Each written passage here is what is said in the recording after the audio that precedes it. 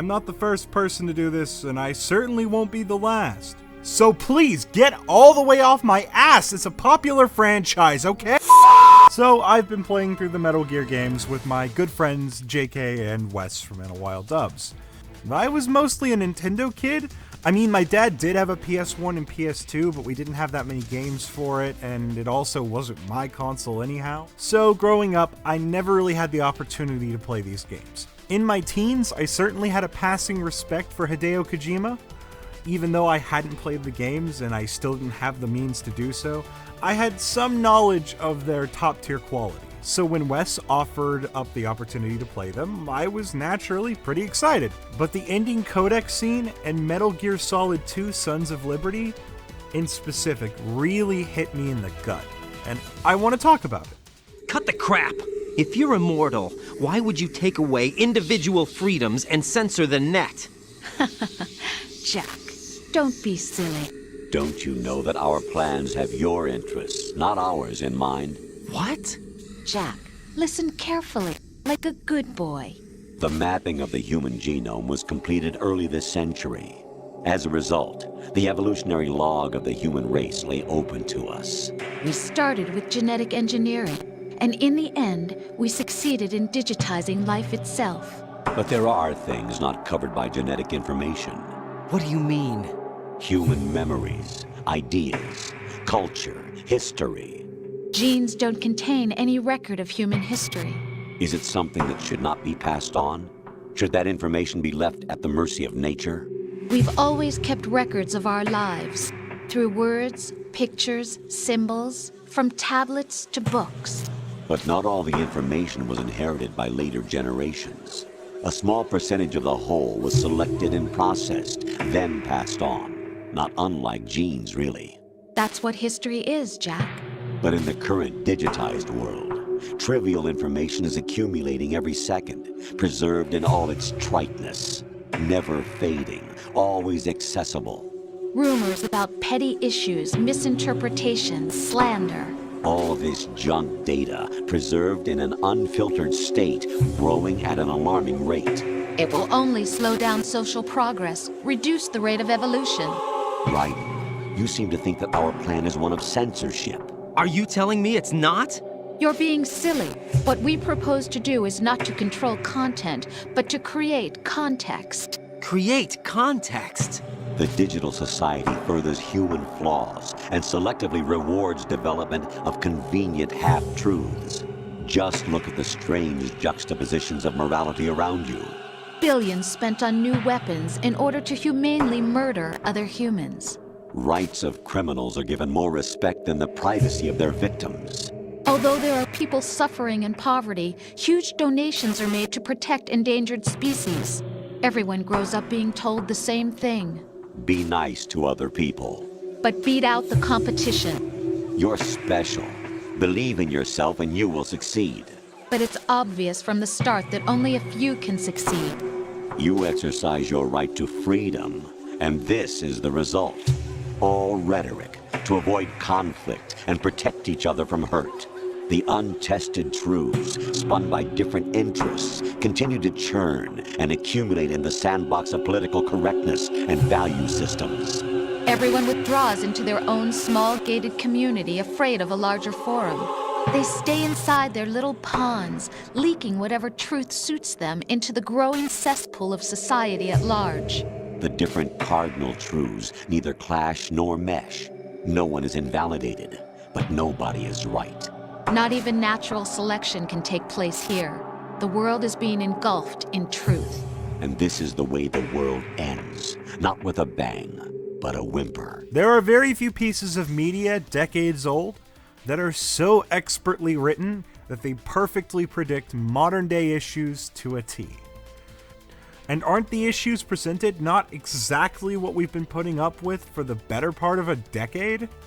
Billions of dollars funneled into conflicts that we just tiptoe around to maintain diplomatic ties rather than just withdrawing altogether like we honestly should. The rights of property owners pissed on so some heroin-addled hipster in Queens can have a fancy new house that belongs to somebody else.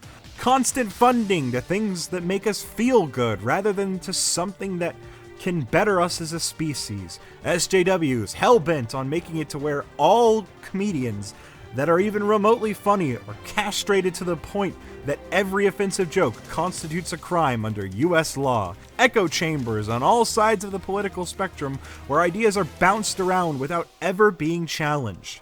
All rhetoric to avoid conflict, to avoid hurting the feelings of others. And on its face, this scene seems like a perfect critique of the triteness of society, political correctness, and the hypocritical vitriol many people on both sides of the aisle adopt in the name of some grand utopia or prosperous society that'll never come to pass. But all of that is a mask for what is purposefully portrayed as a much more nebulous concept. There's something beneath the surface, something bubbling up that people might miss. They look at the surface level and they don't see the true monster lurking underneath. It's our responsibility as rulers. Just as in genetics, unnecessary information and memory must be filtered out to stimulate the evolution of the species. And you think you're qualified to decide what's necessary and not? Absolutely. Who else could wade through the sea of garbage you people produce, retrieve valuable truths, and even interpret their meaning for later generations? That's what it means to create context. I'll decide for myself what to believe and what to pass on. But is that even your own idea? Or something Snake told you. That's the proof of your incompetence right there. You lack the qualifications to exercise free will. That's not true. I have the right. Does something like a self exist inside of you? That which you call self serves as nothing more than a mask to cover your own being. In this era of ready-made truths, self is just something used to preserve those positive emotions that you occasionally feel. Another possibility is that self is a concept you conveniently borrowed under the logic that would endow you with some sense of strength. That's crap! Is it? Would you prefer that someone else tell you? All right then. Explain it to him. Jack, you're simply the best, and you got there all by yourself. Oh, what happened? Do you feel lost? Why not try a bit of soul searching? Don't think you'll find anything, though. Ironic that although self is something that you yourself fashioned, every time something goes wrong, you turn around and place the blame on something else. It's not my fault. It's not your fault. In denial, you simply resort to looking for another, more convenient truth in order to make yourself feel better. Leaving behind in an instant the so-called truth you once embraced. Should someone like that be able to decide what is truth? Should someone like you even have the right to decide? You've done nothing but abuse your freedom. You don't deserve to be free. We're not the ones smothering the world. You are. The individual is supposed to be weak, but far from powerless. A single person has the potential to ruin the world. And the age of digitized communication has given even more power to the individual. Too much power for an immature species.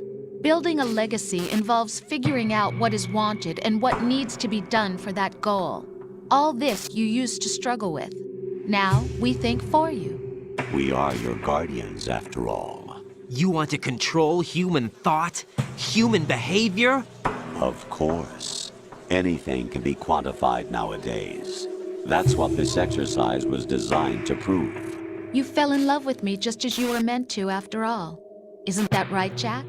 And that monster is a centralized flow of information, a collectivist regime where if your self-expression, if your thoughts are deemed junk data that negates the development of humanity, it'll be filtered out of the human zeitgeist. Everything within the state, nothing outside the state. If you look past the smoke and mirrors put forth by the AI versions of Campbell and Rose, you can tell that Hideo was criticizing collectivism, and by proxy collectivist ideologies. like many different flavors of fascism and most flavors of socialism. Oh, National Socialism be like. 'Cause every time we touch, I get this feeling. Because at their core, they all use the current state of affairs as a justification to strip away the rights and autonomy of the individual while filtering out information that doesn't appeal to their regime in the name of some greater good, whether that be the German people or the proletariat or what have you. If knowledge is power, then those who get to decide what you're allowed to think hold all of it. They're the creators of context. And all of that, much like the rest of the meaning you can extrapolate from this Codec scene, is not that far off from reality. One defense I hear from all across the political spectrum when I criticize corporations or talk about free speech online is they're a private company, they can do whatever they want. But what happens when the government is using said private company in order to suppress what people can say? It's a private company, they can do whatever they want, was never a defense. It was a threat. But this is a very interesting story, and it absolutely could not wait for the next Hell World like 4 months from now. But according to a new, very detailed report from The Intercept, the DHS, the Department of Homeland Security, has been closely working with social media to monitor and censor people. Wow, who could have seen this coming?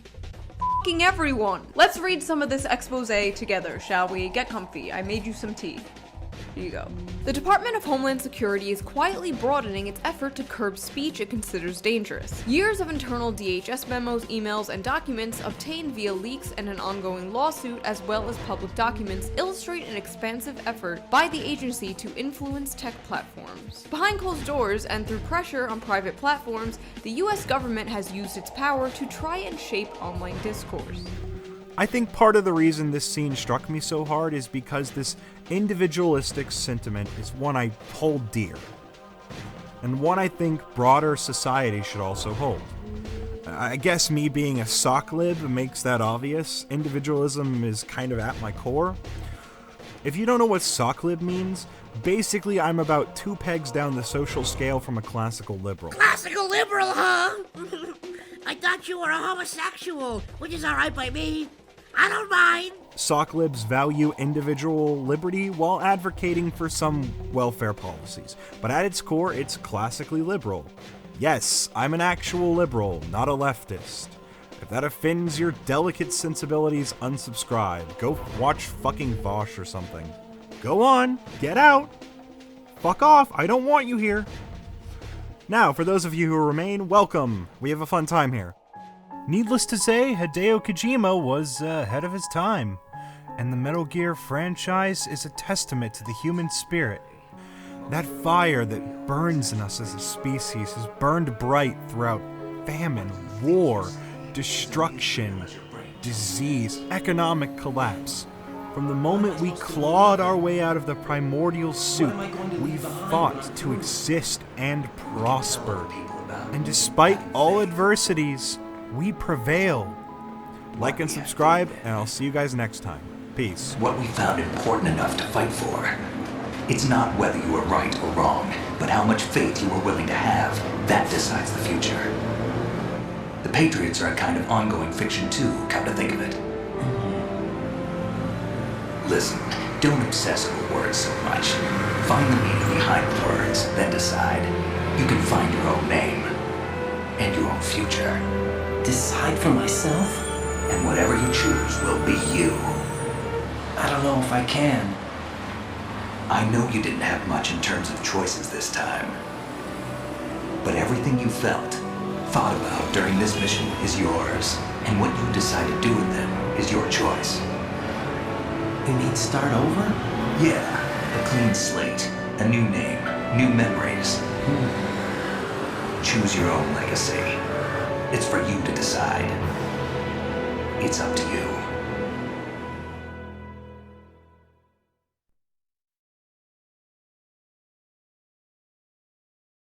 Snake, have you subscribed to the Technoplasm Productions YouTube channel? Technoplasm Productions?